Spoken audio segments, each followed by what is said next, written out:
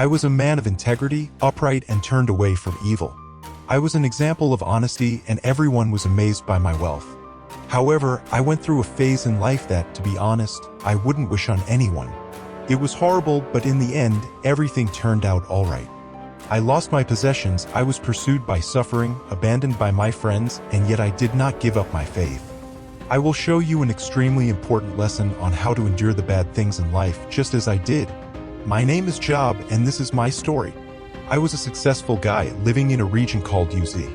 I had a large family, many animals, and I always tried to be a fair and upright person. Everyone knew me as someone who respected God and avoided doing evil. I had many sons and daughters, a big family. And you know what? My livestock was huge. Sheep, camels, cattle, donkeys, among other animals forming a real farm. I was well known in the region, being the most important guy around. One thing that couldn't be missed were the parties that happened at my children's house. They loved celebrating and always invited me. After these parties, I performed a purification ritual for them early in the morning. I took this care because perhaps, unintentionally, they might sin against God. One day, there was a conversation between God and Satan, and they were discussing me. God spoke of my character, and Satan, as always, trying to stir up trouble, said that I was upright only because God provided everything I needed. But you know how it is, God knew my true essence. Satan said that if God allowed him to mess with me, I would end up fighting with God. So, trusting in me, God allowed Satan to disturb me, but did not let him take my life. And then, my worst moment began. In a single day, I received a great deal of bad news. My employees, my sheep, and even my children died, either by invaders, accidents, or natural disasters. Just imagine everything going from bad to worse all at once. The messengers kept coming, recounting endless misfortunes. From attacks to fires caused by the sky, to groups of bandits taking away camels. And to make matters worse, even a whirlwind devastated the house where my children were celebrating, and they all died. And guess who was left to tell the tale? That's right, just me. In the midst of this whirlwind of tragedies, all I could do was express my grief by tearing my clothes and shaving my head as a sign of mourning. Can you imagine my anguish? This difficult moment in my life shows how faith and integrity can be tested to the limit. Even in the face of so much loss and pain, I remain steadfast in my belief and trust in God. It is a story of resilience and perseverance that makes us reflect on the true meaning of faith and divine trust amidst life's adversities. Even in the face of immense loss, I continued to praise God in my prayers. Then, I rose up, tore my clothes, shaved my head, and knelt down on the ground, worshiping and acknowledging that I was born naked and will depart naked, that everything comes from and returns to God. I did not sin, nor did I blame God. I maintained my integrity and faith, understanding that He is sovereign over all things, including my life. Despite the horrific pain, I kept my unshakable faith, understanding that everything belongs to God and returns to Him. Even when everything I loved was taken from me, I did not allow myself to sin or blame God. Have I truly understood the purpose of life and the eternity of divine things? Satan, once again, was allowed by God to test me. In this second trial, I suffered terrible skin wounds. Resisting my wife's pleas to curse God and renounce life, I endured my sufferings. During this trial, two events converged in my life, one celestial and one earthly. My three friends, Eliphaz, Bildad, and Zophar, came to console me, sitting in silence for 7 days out of respect for my mourning. On the seventh day, I began a dialogue with them, poetically expressing my anguish and cursing the day of my birth. I wished I had never been born, feeling that life only increased my pain. Eliphaz interpreted my pain as a result of some sin I had committed and advised me to seek God's favor.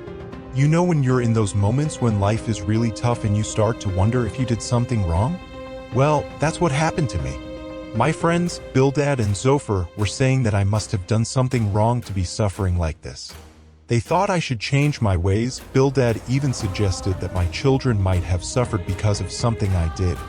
And Zophar, even worse, was saying that if I had made any mistakes, the pain I was feeling was just the beginning. These things my friends were saying messed with my head. I started to wonder if I had been insensitive to others before, if I had been turning a blind eye to others' pain. Eliphaz even came to tell me that my suffering was punishment for something I did. Did I make a big mistake and not even realize it? What if I did something unintentionally that ended up attracting this wave of disaster? Yeah, they were all convinced that I had done something really absurd and that divine justice was coming down on me because of it. And then Bildad even said that my children might have suffered because of their own actions. How could I accept that my innocent children suffered for something they were not guilty of? And Zophar just made things worse, implying that if I had really messed up, the pain I was facing was nothing compared to what I deserved. All of this made me rethink a lot about how we perceive suffering and divine justice. Because does the magnitude of our mistake have anything to do with the intensity of the suffering we endure? It's something that really makes you question a lot. I kept questioning myself with this in my head. Am I suffering more than I should? Or is there something bigger behind all this pain that I still can't see? It's just that these words from my friends are weighing heavily on me. They tried to justify my suffering, but often it felt like they were accusing me. I was in that internal struggle, trying to understand if this divine justice has anything to do with something wrong I did or if it's part of a grand plan that we simply can't comprehend. I reacted explosively. I went to talk to my friends and called them useless physicians who were only masking their help with lies. It was hard for me because deep down, what they know, I also know. I'm no less than them. What I wanted was to have a direct conversation with God, to discuss my case with Him and understand what's really happening without lies. But then I stopped to think, why was I so intrigued by their words? They're trying to help, but why did that sound so false to me? Why did I call them useless physicians? Maybe I said too many wrong things, or maybe they simply didn't understand the reality of my suffering. I told them that I understood all of it. Because I needed to assert that I'm not ignorant, that I'm seeking the same answers they are, that I'm not less wise. It's something that really got to me. I even understood what my friends said, but what I really wanted was to have a serious conversation with God. Like, to have a direct conversation with Him. To me, it seemed like only His presence could truly help me understand what was happening to me and provide the answers I was seeking. The things they were saying sounded so empty and clueless to me, and I felt that only a real and sincere encounter with God would bring me the comfort and help I needed. These thoughts were messing with me. I was struggling with suffering, trying to understand what was happening, and I kept wondering if all my frustration was just a reflection of my own confusion or if it was a fair response to the lack of empathy and understanding from my friends. Why does God judge people by their actions when He could easily find a way to correct or forgive those things? And that was something that was making me angry. Because God's ways are so mysterious and beyond our understanding, and we can't convince Him with our words. I even admit that I don't know enough to defend myself before Him. I was in that place of wanting someone who could bridge the gap between me and God, so I wouldn't end up being cast somewhere I didn't want to be. I believed that up in heaven there was someone who could testify to my integrity, who would represent me up there, you know? It's something that was making me very pensive. I had a very strong conviction that there was a Redeemer up there in heaven, and that in the end, He will appear on earth as if He were here and now. It's like I have a witness up there, and my advocate is up in the heights too. This idea was comforting me a lot because it means that someone up there, some celestial entity, knows the truth about me, my integrity, and my innocence. This means that, despite all the pain I may be going through and how the people around me may not understand, there is divine recognition of my situation. This belief in a celestial Redeemer makes me feel that even when things seem unjust here on earth, up there, in the heavens, my cause is being recognized as just. It leads me to understand that true justice goes far beyond what we can see and understand here in this world. My faith is not only in the hope that things will improve here on earth, but also in the certainty that I will receive divine and eternal vindication. These thoughts about having a mediator between me and God make me reflect on what our human relationship with the divine is like. It's a deep connection, you know? And we all have this connection in one way or another. When we are going through difficult and confusing times, it is natural to seek an intercession that goes beyond what is earthly, something that connects us to the divine. I found myself in this situation where the suffering became almost unbearable. I felt bitter, anxious, and even afraid. It was difficult to understand why God allowed wicked people to prosper while I and so many other honest ones suffered. I even wished to confront Him, to protest, but how could I do that if God wasn't physically there to listen to me?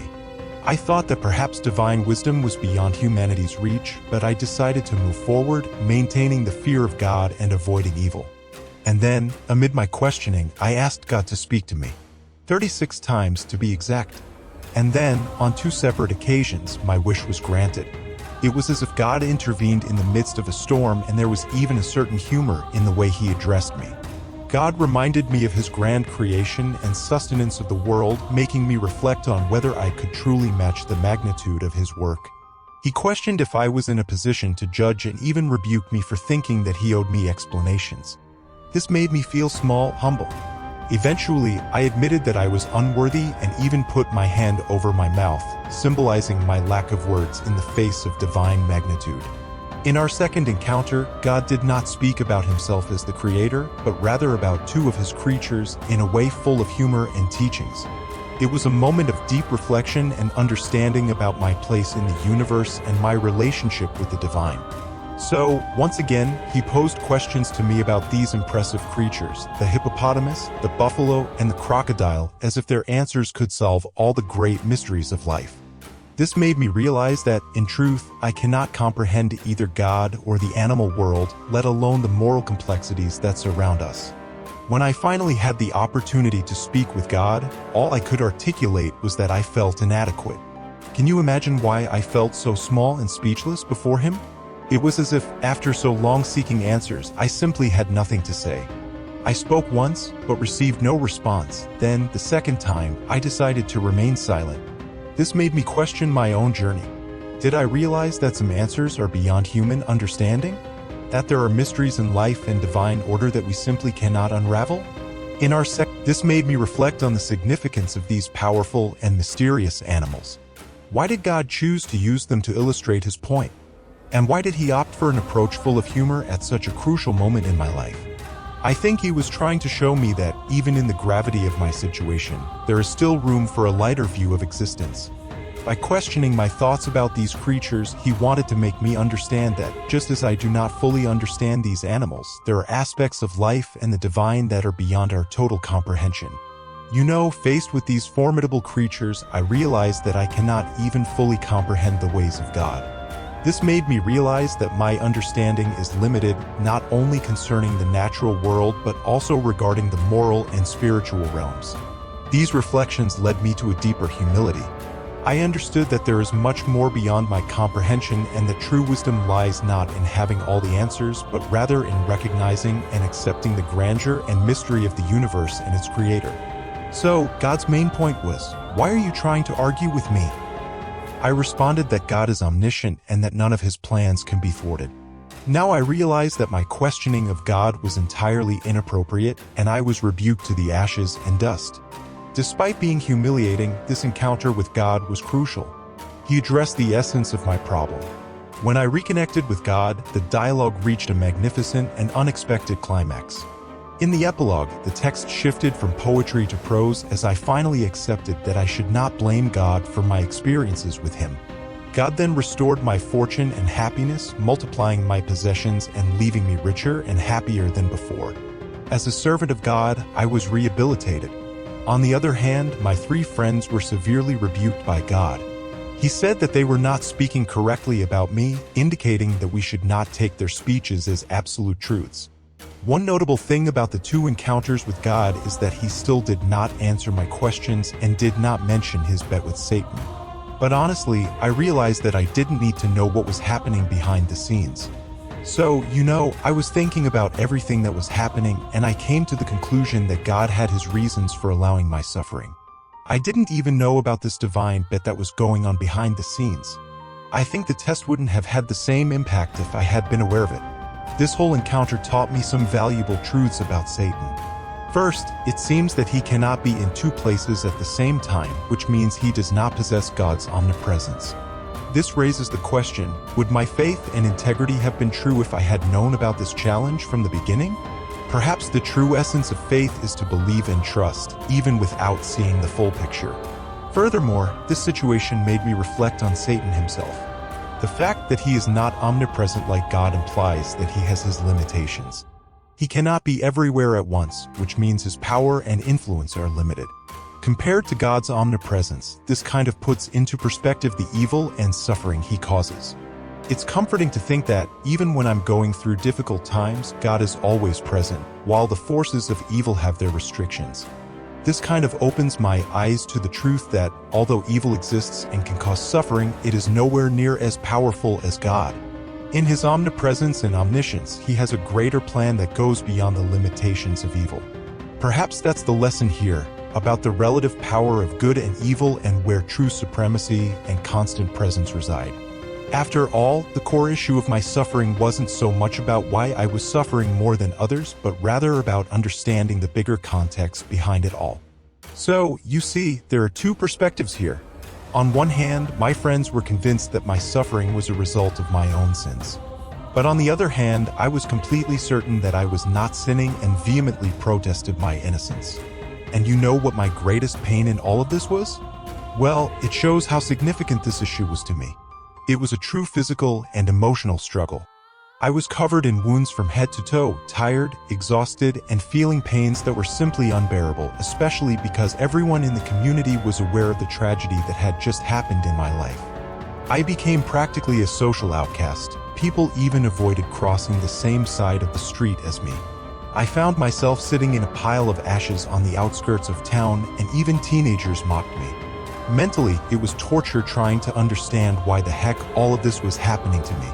I couldn't find any explanation in my past that could justify so much affliction. But what truly hurt me deeply was my spiritual pain.